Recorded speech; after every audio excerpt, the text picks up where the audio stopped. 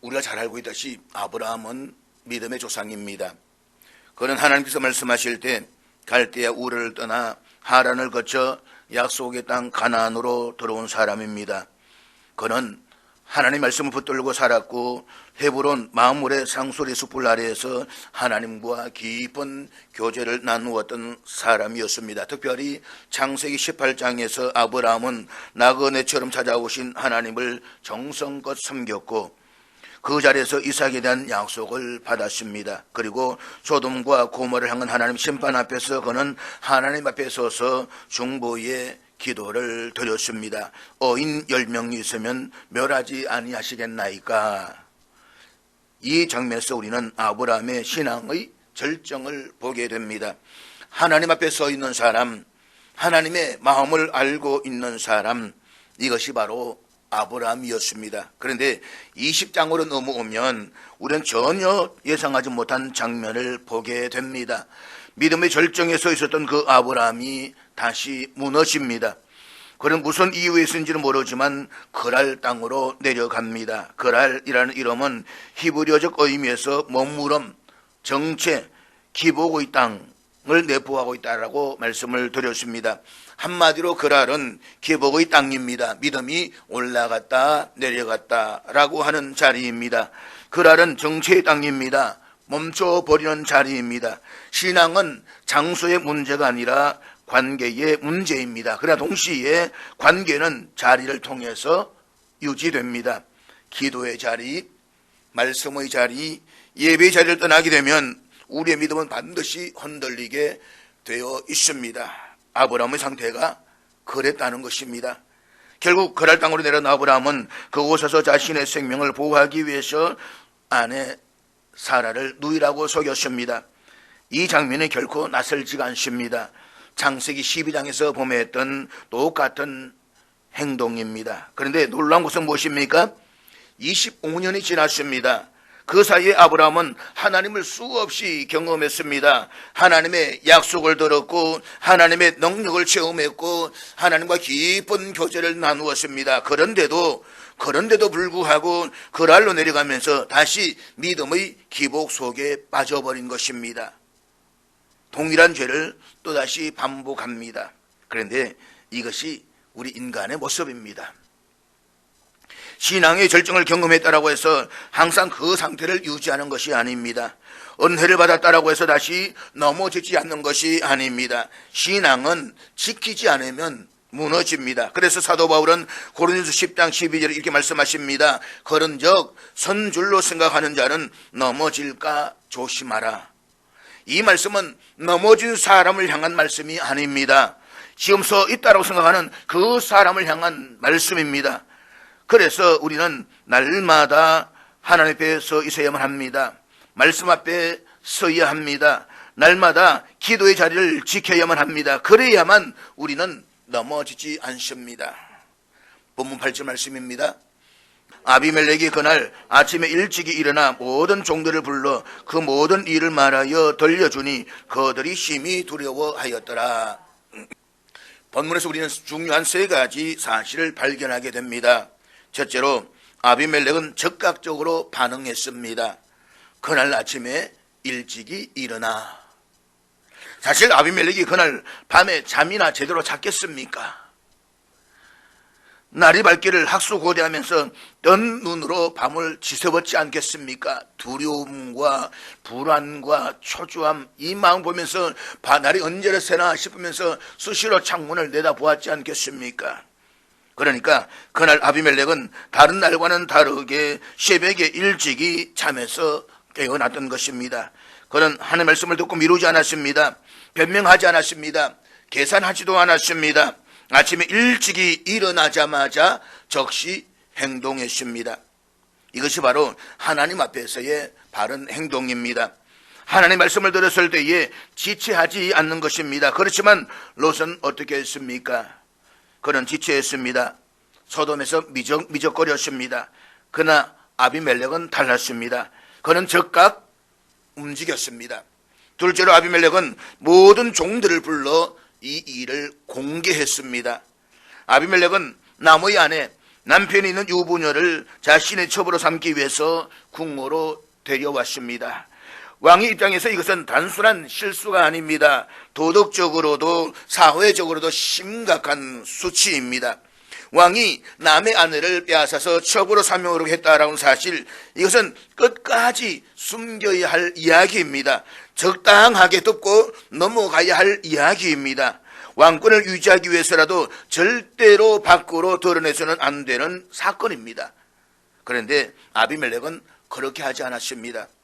그는 이 부끄러운 사실을 감추지 않았습니다. 오히려 모든 종들을 불러서 공개합니다. 자신의 치부를 그대로 다 스스로 드러냅니다. 여기서 모두는 단 한 사람의 빠짐도 없는 전체를 뜻합니다. 왜 그랬을까요? 왜 아비멜렉은 왕으로서 자신의 수치를 감추려고 하지 않았을까요? 왜 굳이 모든 종들을 다 불러서 이 일을 이야기했을까요? 이유는 단 하나입니다. 사람에게 수치스러운 것보다 하나님 앞에서 죄인으로 서는 것이 더 두려웠기 때문입니다. 그래서 그는 선택합니다. 체면을 버립니다. 권위를 내려놓습니다. 왕으로서의 이미지보다 하나님의 거룩을 더 중요하게 여겼습니다. 이것은 단순한 보고가 아닙니다. 이것은 공동체적 회개의 선언입니다. 아비멜렉은 깨달았습니다. 이 문제는 개인의 문제가 아니라 나라 전체의 문제라는 사실을 말입니다. 하나님의 심판은 개인에게만 임하는 것이 아니라 공동체 전체에 영향을 미친다라는 사실을 알았습니다. 그래서 그는 자신의 체면을 내려놓고 왕의 권위를 내려놓고 모든 종들을 불러 이 사실을 그대로 말합니다. 이것이 진짜 두려움입니다. 사람을 두려워하는 것이 아니라 하나님을 두려워하는 것입니다. 사람을 두려워하면 숨기려고 합니다.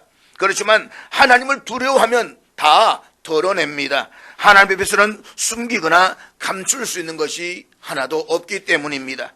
아비멜렉은 하나님을 두려워했기 때문에 자신의 죄를 다 드러냈습니다. 셋째로 그 결과 공동체 전체가 두려워하게 되었습니다. 그들이 심히 두려워하였더라. 이 두려움은 단순한 공포가 아닙니다. 하나님을 향한 경외입니다. 그래 이것은 단순한 경건한 경외의 차원이 아닙니다. 본문에서 말하는 두려움은 심히 두려워하였다라는 표현처럼 실제로 죽음의 위협 앞에서 느끼는 극도의 공포, 매우 무서워하는 두려움입니다. 왜 그렇습니까? 하나님께서 너는 죽을 것이다 라고 말씀하셨기 때문입니다. 따라서 이것은 추상적인 경외가 아니라 실존적인 공포입니다. 지금 아비멜렉과 그의 종들은 하나님을 존경하는 수준이 아니라 하나님의 심판 앞에서 살아야 한다는 절박함으로 두려워하고 있는 것입니다. 왜 그렇습니까? 얼마 전까지만 해도 소돔과 고모라가 멸망한 것을 다 보았잖아요. 근동의 모든 사회가 다 그 성을 주목했잖아요. 망했단다. 왜 망했어? 아니 유황 부리대로 다 망했대. 어떻게 하나님이 심판하셨대? 알고 계시잖아요. 그 하나님이 아비멜렉의 꿈속에 들어오셔서 너 죽어? 라고 하니까 이 사실을 그들이 그냥 넘어갈 수 있겠습니까? 야, 우리도 죽을 수 있겠구나. 이런 두려움을 갖게 되는 것입니다. 놀라운 사실은 아브라함보다 아비멜렉이 하나님을 더 두려워하는 모습을 보인다는 것입니다. 이것이 우리에게 주는 메시지가 무엇입니까? 신앙의 자리에 오래 있었다라고 해서 항상 바르게 사는 것이 아닙니다. 오히려 하나님 향한 진짜 두려움 있는 사람이 바르게 반응합니다. 그러므로 하나님 말씀 앞에 즉각 반응하고 숨겨진 것을 드러내는 용기가 우리 안에 일어나기를 주님의 이름으로 축복합니다. 정말 하나님 살아계신 줄 믿습니까? 그런데 어떻게 보면 그리스도인들이 오히려 더 하나님에 대해서 무반응하는지 모르겠습니다. 범죄하고도 아무렇지 않고 거짓말하고도 아무렇지도 않고 신앙생활에서 교회를 분열시키면서도 아무렇지도 않습니다. 오히려 믿지 않는 사람들이 더 하나님을 두려워하지 않습니까? 본문 9절 말씀입니다. 아비멜렉이 아브라함을 불러서 그에게 이르되 내가 어찌하여 우리에게 이렇게 하느냐? 내가 무슨 죄를 네게 범하였기에 내가 나와 내 나라가 큰 죄에 빠질 뻔하게 하였느냐? 내가 합당하지 않은 일을 내게 행하였도다 하고. 지금 아비멜렉이 아브라함을 향해서 야단치고 있습니다. 네가 합당하지 않은 일을 내게 행하였도다. 이 말을 히브리어로 그대로 직역하면 네가 절대로 해서는 안 될 짓을 했다라는 말입니다. 공동번역에서는 너는 나에게 차마 못할 짓을 하였다라고 해서 차마 못할 짓이라고 번역했습니다. 아비멜렉은 자신이 남의 부인을 취하려고 한 그 일이 매우 중하고 잘못된 일인 줄을 알았습니다. 그런데 자기 아내를 누이라고 속였으니 이것이 할 짓입니까? 그리고 그 아내를 모르고 데려가서 범죄하게 만들었으니 그것이 차마 할 짓입니까? 말이 안 된다는 것입니다. 자신의 일로 인해서 아비멜렉과 그의 백성들이 다 죽임을 당할 뻔했습니다. 아브라함은 결코 해서는 안 될 짓을 했습니다. 그런데 이 장면은 우리가 기대했던 장면이 아닙니다. 누가 누구를 책망해야 합니까? 하나님의 언약을 받은 아브라함이 이방왕 아비멜렉을 향하여서 하나님의 뜻을 선포하고 죄를 지적해야만 정상입니다. 하나님의 말씀을 받은 하나님의 사람이 하나님의 말씀을 받지 못한 세상을 향해서 외쳐야 할 질문입니다. 그런데 지금 상황은 완전히 뒤집혀져 있습니다. 오히려 믿음의 조상이어야 할 아브라함이 불신자한테 야단을 맞고 있습니다. 하나님의 말씀을 받은 사람이 하나님의 말씀을 받지 못한 세상 사람부터 책망을 듣고 있습니다. 이것이 바로 신앙의 타락이 만들어낸 역전된 현실입니다. 사랑하는 여러분, 오늘 이 장면은 단순히 아브라함 개인의 실패를 기록하고 있는 사건이 아닙니다. 이것은 오늘 살아간 우리의 모습을 비추는 거울입니다. 우리 세상 속에서 빛과 소금으로 살아가야 할 하나님의 자녀들입니다. 주님께서 말씀하셨습니다. 너희는 세상의 빛이라, 너희는 세상의 소금이라. 그런데 지금 우리의 현실이 어떻습니까? 빛이 어둠을 밝히는 것이 아니라 어둠 속에서 빛이 희미해지고 있습니다. 소금이 부패를 막는 것이 아니라 오히려 소금이 그 맛을 잃어가고 있습니다. 여러분은 이 사실을 아십니까? 하나님 믿는 사람들이 하나님 말씀대로 살지 않으면 희한하게도 믿는 사람들이 비난하거나 욕하지 않습니다. 오히려 세상이 욕을 합니다. 그래서 세상이 교회를 향해서 말합니다. 세상이 성도를 향해서 비난합니다. 왜 당신들이 더 정직하지 못합니까? 왜 당신들이 더 사랑하지 못합니까? 왜 당신들이 더 거룩하지 못합니까? 우리가 깊이 생각해 보아야 할 부분입니다. 하나님의 이름을 가지고 살아가면서도 우리의 말과 행동이 하나님의 영광을 가리고 오히려 세상 사람들로부터 책망을 듣고 있지는 않은지 자신을 깊이 성찰해야 할 것입니다. 그래서 더 이상 세상으로부터 충받는 신앙에 머물지 말고 세상을 향하여 하나님의 뜻을 선포하는 신앙으로 돌아가야 합니다. 빛은 숨겨지지 않습니다. 소금은 반드시 그 맛을 드러냅니다. 우리의 삶이 다시 하나님 앞에서 바로 설 때 세상은 더 이상 우리를 향해서 손가락질하지 못하고 오히려 하나님께 영광을 돌리게 될 것입니다. 그러므로 사람이 아니라 하나님을 두려워하는 삶, 타협이 아니라 진리로 사는 삶, 그래서 오히려 말씀 가운데서 부끄러움이 아니라 담대함으로 사는 삶으로 돌아가십시다. 그래서 우리의 삶이 다시 세상을 비추는 빛이 되고 세상을 살리는 소금이 되기를 주님의 이름으로 축복합니다. 본문 10절을 우리 다 같이 읽도록 하겠습니다. 아비멜렉이 또 아브라함에게 이르되 내가 무슨 뜻으로 이렇게 하였느냐. 다시 말하면 이런 것입니다. 도대체 네 의도가 무엇이냐? 나는 도저히 너를 이해할 수가 없다. 네 속을 한번 말해보아라. 이 질문은 단순한 사실 확인이 아닙니다.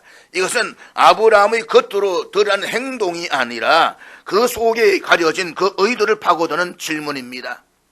사람은 행동보다 의도가 더 중요합니다. 행동은 겉으로 드러나지만 의도는 마음속 깊은 곳에 숨겨져 있습니다. 하나님은 언제나 우리의 행동이 아니라 그 행동 뒤에 숨겨진 의도를 보십니다. 보십시오. 지금 아브라함이 또다시 사라를 누이라고 속였습니다. 창세기 12장에서 애굽에서 했던 바로 그 죄를 25년이 지난 지금 다시 반복하고 있습니다. 왜 그랬습니까? 환경이 바뀌었기 때문입니까?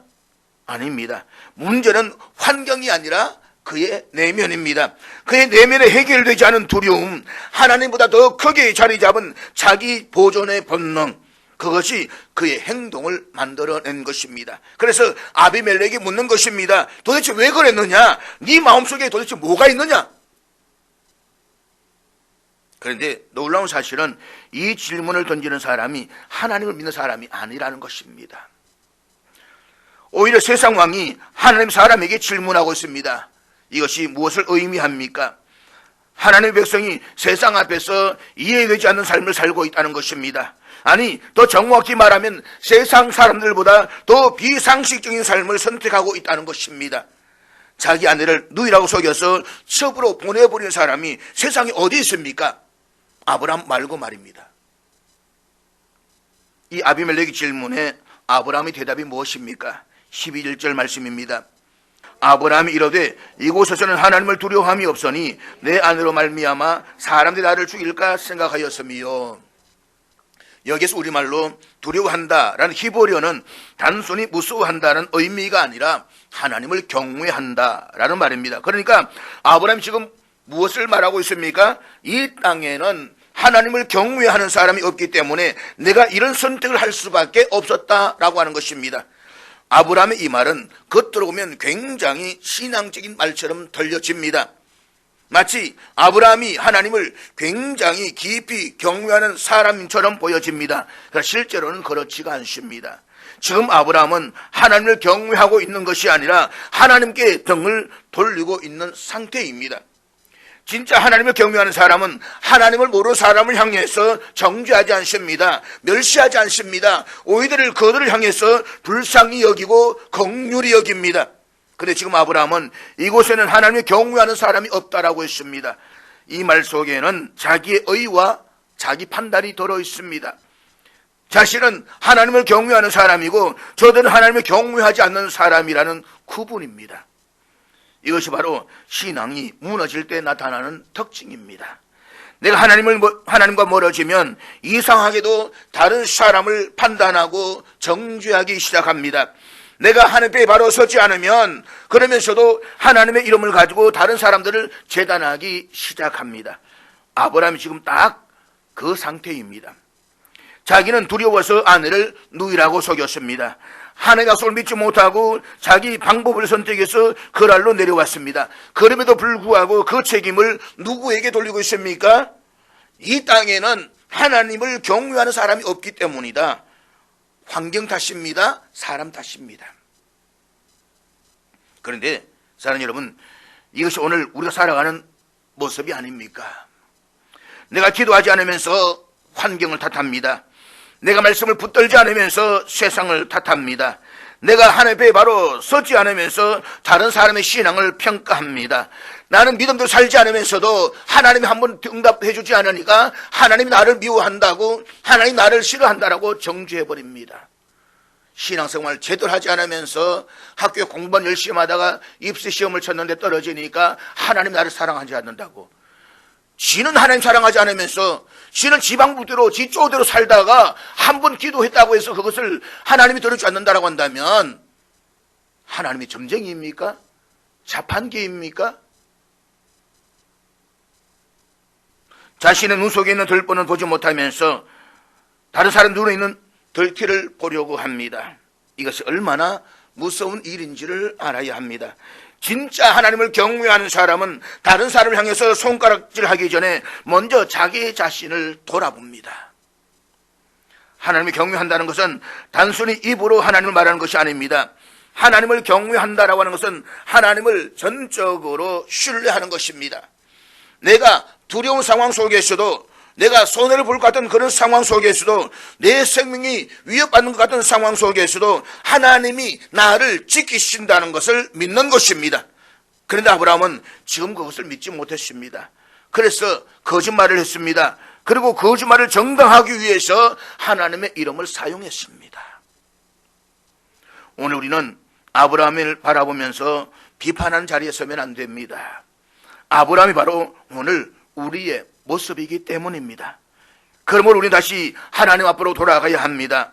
하나님 앞에 정직하게 서야만 합니다. 주님, 제가 두려워했습니다. 제가 사람을 더 의식했습니다. 제가 하나님보다 상황을 더 크게 보았습니다. 이 고백이 회복될 때에 진짜 비로소 경외가 시작됩니다. 그러므로 사람을 두려워하는 신앙이 아니라, 환경을 핑계 삼는 신앙이 아니라 하나님을 진짜로 신뢰하는 신앙으로 돌아가십시다.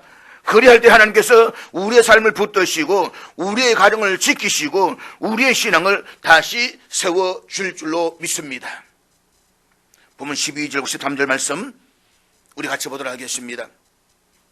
또 그는 정말로 나의 이복누이로서 내 아내가 되었음이니라. 하나님이 나를 내 아버지의 집을 떠나 두루 다니게 하실 때에 내가 아내에게 말하기를 이후로 우리의 가는 곳마다 그대는 나를 그리 오라비라 하라. 이것이 그대가 내게 베풀 은혜라 하였었노라. 사라는 아브라함의 이복누이였습니다. 당시 아브라함이 살던 시대에는 건친 결혼이 금지되어 있지 않았기 때문에 이 관계 자체가 그 시대에서는 불법적인 관계가 아니었습니다. 그러나 비록 과거의 관계가 사실이고 그 시대에 가능했던 결혼이라고 할지라도 지금 사라는 단순한 이복누이가 아닙니다. 하나님 앞에서 언약으로 맺어진 아내입니다. 관계의 본질이 이미 바뀌어져 버렸다라고 하는 것입니다. 그런데 아브라함은 현재를 부정하고 과거를 끌어옵니다. 하나님 세우신 언약적 관계는 감추어두고 자신에게 유리한 과거의 사실만을 앞세워서 자신을 정당화합니다. 이것이 바로 죄의 교묘함입니다. 틀린 말을 하는 것이 아니라 맞는 말을 가지고 틀린 선택을 합리화하는 것입니다. 잊지 마십시오. 죄는 완전한 거짓말로 나타나지 않습니다. 사실을 교묘하게 섞어서 자신을 정당화합니다. 그래서 더 위험한 것입니다. 그렇다면 아브라함이 왜 이런 말을 합니까? 13절에 보면 그 이유가 분명히 나옵니다. 하나님 나를 내 아버지의 집을 떠나 두루 다니게 하실 때에, 그러면서 아내에게 부탁합니다. 어디를 가든지 나를 두고 그는 내 오라비라 하라 라고 말입니다. 이것은 우발적인 실수가 아니라 이미 오래전부터 계획된 습관적인 거짓입니다. 두려움이 그의 삶의 방식이 되어버렸다는 것입니다. 여기서 우리가 분명히 보아야 할 것이 있습니다. 아브라함이 지금 하나님을 몰라서 이러는 것이 아닙니다. 그는 하나님을 너무 잘 아는 사람입니다. 하나님께 부르심을 받았고 하나님과 동행했던 사람입니다. 그럼에도 불구하고 그는 왜 거짓말을 합니까? 이유는 단 하나입니다. 두려움입니다. 사람에 대한 두려움, 죽음에 대한 두려움이 하나님에 대한 믿음을 눌러버린 것입니다. 그래서 그는 이렇게 말합니다. 이곳에서는 하나님을 두려워함이 없으니 내 안으로 말미암아 사람들이 나를 죽일까 생각하였음이라. 이것은 진실이 아닙니다. 이것은 핑계입니다. 믿음이 흔들릴 때에 사람들은 반드시 핑계를 만들어냅니다. 환경을 탓하고 사람을 탓하고 상황을 탓합니다. 그러나 그 모든 것은 결국 자신의 불신앙을 가리기 위한 덮개일 뿐입니다. 아브라함의 문제는 환경이 아닙니다. 블레셋 사람들의 문제가 아닙니다. 문제는 그의 마음에 하나님보다 더 크게 자리 잡은 두려움입니다. 아브라함은 애굽에서도 동일한 죄를 지었고 지금 그랄에서도 동일한 죄를 반복합니다. 이것은 단순한 실수가 아니라 해결되지 않은 내면의 문제입니다. 우리 삶 속에서도 반복되는 죄가 있다고 한다면 그것은 반드시 그 뿌리를 점검해야만 합니다. 두려움인지 욕심인지 인정받고 싶은 마음인지 하나님 앞에 내려놓아야 합니다. 그리고 더 이상 핑계로 자신을 덮지 말고 두려움에 끌려 살지 말고 하나님께서 정직한 마음으로서는 저와 여러분 되시기를 주님의 이름으로 축복합니다. 본문 14절 말씀입니다. 아비멜렉이 양과 소와 종들을 이끌어 아브라함에게 주고 그의 아내 사라도 그에게 돌려보내고, 마침내 아비멜렉이 아브라함에게 아내 사라만 더 돌려주는 것이 아니라 많은 가축과 종들까지 함께 주어서 보냈습니다. 우리가 이 장면을 잘 보셔야 합니다. 지금 누가 잘못했습니까? 아브라함이 잘못했습니다. 아브라함이 거짓말을 했습니다. 아브라함이 두려움 때문에 죄를 범했습니다. 그런데 결과가 어떻습니까? 아브라함이 벌을 받았습니까? 다리 뭉둥이가 부러졌습니까? 아닙니다. 오히려 더 많은 것을 받았습니다. 여기서 우리는 신앙의 중요한 진리를 발견합니다. 겉으로 보면 주어는 아비멜렉입니다. 아비멜렉이 주었다. 그러나 실제 주어는 하나님이십니다.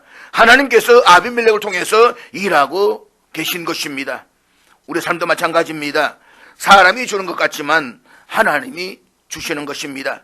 사람이 돕는 것 같지만 하나님이 역사하시는 것입니다. 사람이 길을 여는 것 같지만 하나님이 문을 여시는 것입니다. 보십시오. 아브라함 지금 자기의 죄 때문에 아내를 잃어버릴 뻔했고 믿음도 무너질 뻔했습니다.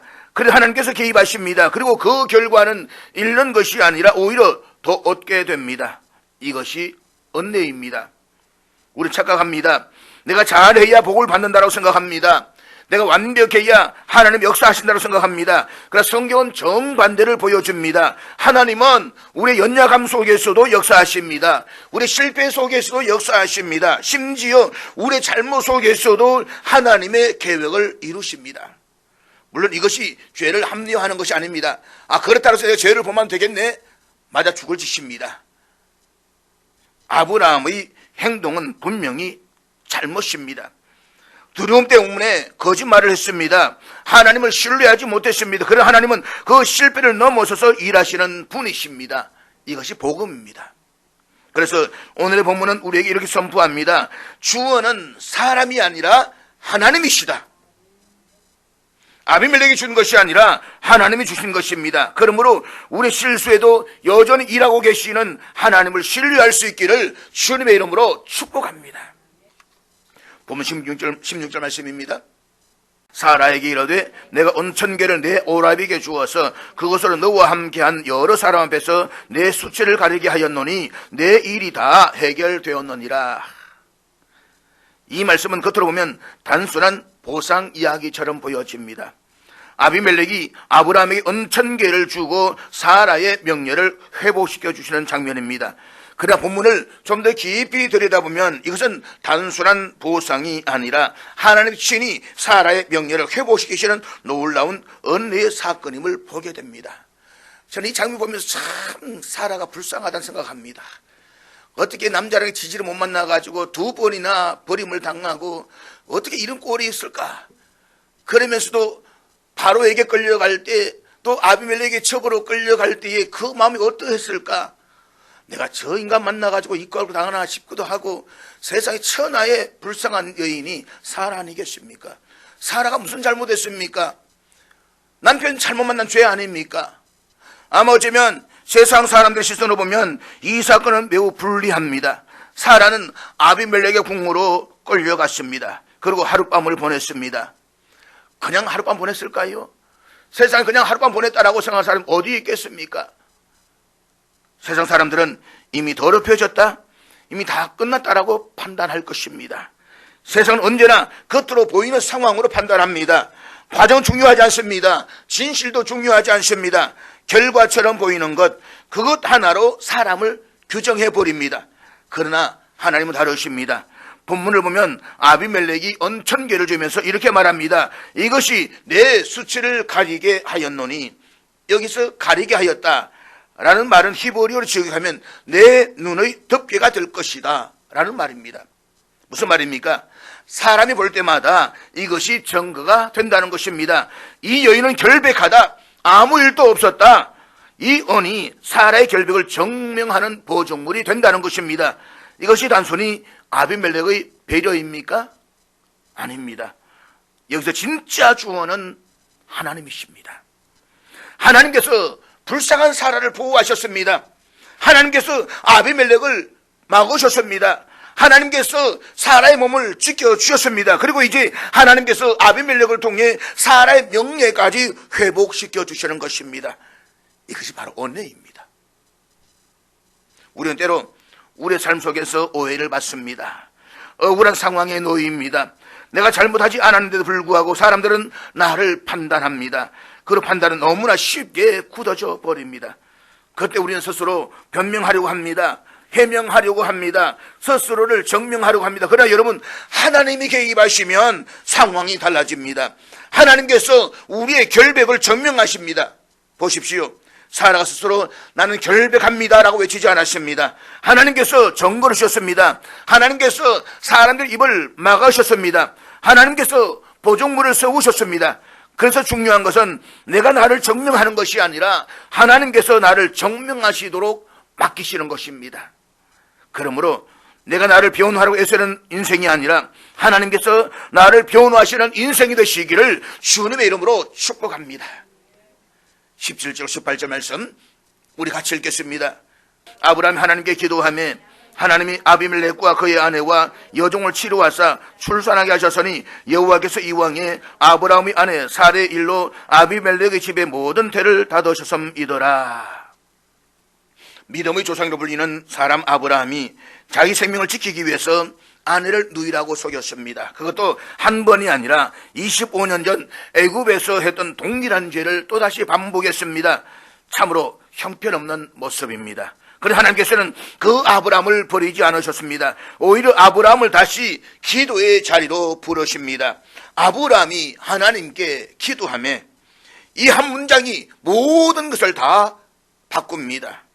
아브라함이 어떤 기도를 했겠습니까? 아마 자기 연약함을 인정하는 기도였을 것입니다. 자기의 죄를 내려놓는 회개의 기도였을 것입니다. 그리고 자기 때문에 고통을 당할 뻔했던 아비멜렉을 위한 중보의 기도였을 것입니다. 바로 그 기도를 통해서 하나님은 아브라함을 회복시키십니다. 그리고 더 놀라운 것은 하나님께서 아브라함의 권위를 다시 세워주신다는 것입니다. 아비멜렉이 아니라 아브라함이 기도합니다. 기도는 단순한 종교 행위가 아닙니다. 기도는 하나님의 역사를 움직이는 통로입니다. 하나님께서 일하시도록 여는 문입니다. 그 기도로 아비멜렉을 살리십니다. 그의 집을 치유하십니다. 막혔던 대를 열어주십니다. 그리고 아브라함이 아내를 데리고 오도록 집으로 가게 해주셨습니다. 무엇보다도 중요한 것은 그 기도를 통해서 아브라함 자신이 회복되었다는 것입니다. 이것이 은혜입니다. 세상 기준으로 보면 아브라함은 이미 신뢰를 잃은 사람입니다. 그런데 하나님은 세상 앞에서 아브라함의 권위를 다시 세워주십니다. 그날 밤에 아브라함 집에 가서 어떤 심정이 있을지 한번 상상해 보십시오. 하나님께서 자기 자신이 얼마나 작은 존재인지, 하나님이 얼마나 크신 분이신지를 느꼈을 것입니다. 하나님의 은혜가 너무 커서 감사함에 눈물이 났을 것입니다. 동시에 자신의 죄가 너무 부끄러워서 하나님 앞에 엎드려 엉엉 울었을 것입니다. 여기서 중요한 사실이 있습니다. 아브라함은 이 일 후에 다시 같은 어리석은 죄를 반복하지 않았다는 것입니다. 왜입니까? 진정한 회복이 그의 내면에서 일어났기 때문입니다. 은혜를 경험했기 때문입니다. 그리고 바로 다음 장에서 드디어 하나님께서 약속하신 이삭을 얻게 됩니다. 아브라함의 몸은 여전히 그 아래에 있었지만 그 중심은 이미 헤브론을 회복하고 있음을 우리는 보게 됩니다. 이것이 바로 롯과의 차이입니다. 하나님께서 롯을 두 번이나 건져주셨습니다. 처음에 소돔으로 갔을 때에 그돌라오멜의 연합군대로부터 재산을 다 빼앗기고 포로로 끌려갑니다. 한 번에 폭풍을 보내십니다. 그때 아브라함이 자기 집에서 길리운 318명을 데리고 가서 롯을 구해옵니다. 하나님께서 건져주신 것입니다. 그런데 롯은 그 소돔이 좋다라고 해서 소돔으로 돌아가서 거기에서 살았습니다. 그리고 소돔과 고모라 멸망하는 그 심판의 현장에서 또 구해주셨습니다. 그러나 그의 마음은 변하지 않았습니다. 그의 중심은 여전히 소돔을 향했습니다. 결국 그는 동굴에 들어가서 딸과 더불어 반인륜적인 페루나가 되고 말았습니다. 그의 인생은 거기에서 끝났습니다.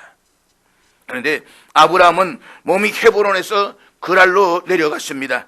영적 해이에 빠졌습니다. 잘못했습니다. 수치를 당했습니다. 아내를 빼앗기는 인생 폭풍을 당했습니다. 거기서 하나님께서 하나님의 방법으로 아브라함을 건져내어 주셨습니다.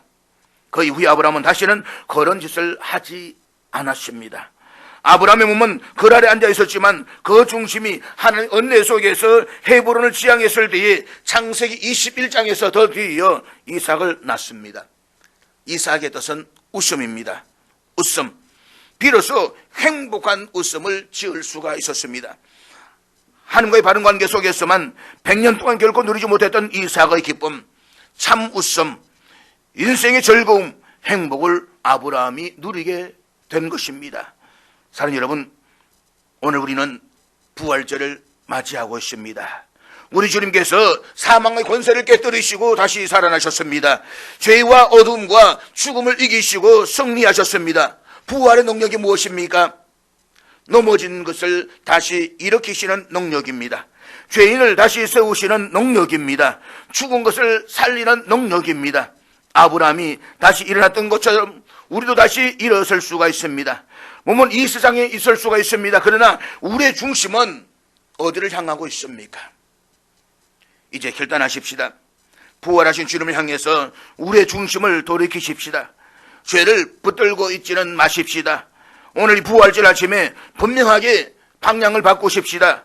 롯처럼 구원받고도 변하지 않는 인생이 아니라 아브람처럼 넘어졌지만 다시 하나님께로 돌아오는 인생이 되기로 결단하십시다.